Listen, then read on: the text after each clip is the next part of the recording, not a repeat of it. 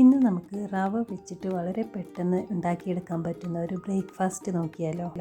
ഇത് കറി ഇല്ലാതെയും കറിയുടെ കൂടെയും ഒക്കെ കഴിക്കാൻ പറ്റുന്നതാണ്. അപ്പോൾ ഇതിലേക്ക് വേണ്ട ഇൻഗ്രീഡിയൻസ് എന്തൊക്കെയാണെന്ന് നമുക്കൊന്ന് നോക്കാം. ആദ്യം നമുക്ക് ഇതിൻ്റെ ബാറ്റർ ഒന്ന് തയ്യാറാക്കിയെടുക്കണം. അപ്പോൾ അതിനായിട്ട് ഞാനൊരു മിക്സിയുടെ ജാർ എടുത്തിട്ടുണ്ട്. ഇതിലേക്ക് 1 കപ്പ് റവ ഇട്ട് കൊടുക്കാം. വറുത്ത റവയോ വറുക്കാത്ത റവയോ ഏത് വേണമെങ്കിലും എടുക്കാം. അടുത്തതായി ഇതിലേക്ക് 1/2 കപ്പ് തേങ്ങ ഇട്ട് കൊടുക്കാം. 4 ചെറിയ ഉള്ളി കൂടി ഇട്ട് കൊടുക്കാം. ആവശ്യത്തിനുള്ള ഉപ്പ് ചേർക്കാം. ഉപ്പ് നമ്മൾ ബാറ്റർ ഉണ്ടാക്കിയതിന് ശേഷം ചേർത്ത് കൊടുത്താലും മതി.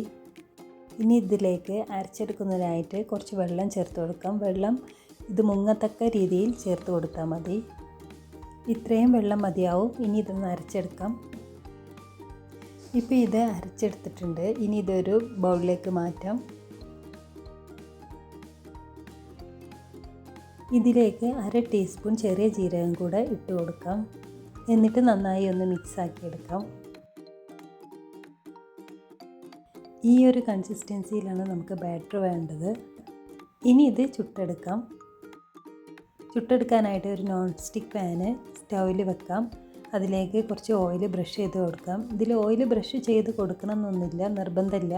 കുറച്ചും കൂടി ഹെൽത്തി വെർഷനൊക്കെ നോക്കുന്നവർക്ക് ഓയിലില്ലാതെ ഇത് ചുട്ടെടുക്കാം. ചട്ടി ചൂടായി വന്നതിന് ശേഷം 1-2 തവി മാവ് ഒഴിച്ച് കൊടുക്കാം. മാവ് ഒഴിച്ചതിന് ശേഷം പരത്തേണ്ട ആവശ്യമൊന്നുമില്ല. ഇനി ഇതൊന്ന് അടച്ച് വെച്ചിട്ട് വേവിച്ചെടുക്കാം. ഒരു സൈഡ് ആയതിനു ശേഷം അടുത്ത സൈഡും മറിച്ചിട്ടിട്ടൊന്ന് വേവിച്ചെടുക്കാം. ഇതുപോലെ ബാക്കിയുള്ളത് ഉണ്ടാക്കിയെടുക്കാം. ഇത് നമുക്ക് വൈകുന്നേരത്തെ ചായയുടെ കൂടെയോ രാവിലത്തെ ബ്രേക്ക്ഫാസ്റ്റിനോ ഒക്കെ ഉണ്ടാക്കാൻ പറ്റുന്ന ഒരു റെസിപ്പിയാണ്. ബാറ്റർ ഉണ്ടാക്കിയതിന് ശേഷം റെസ്റ്റ് ചെയ്യാനൊന്നും വെക്കേണ്ട ആവശ്യമില്ല. പെട്ടെന്ന് തന്നെ ഉണ്ടാക്കിയെടുക്കാം.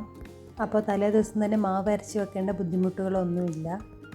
അടുത്തൊരു വീഡിയോ നല്ലൊരു റെസിപ്പിയുമായിട്ട് വീണ്ടും കാണാം. അതുവരേക്കും ബൈ.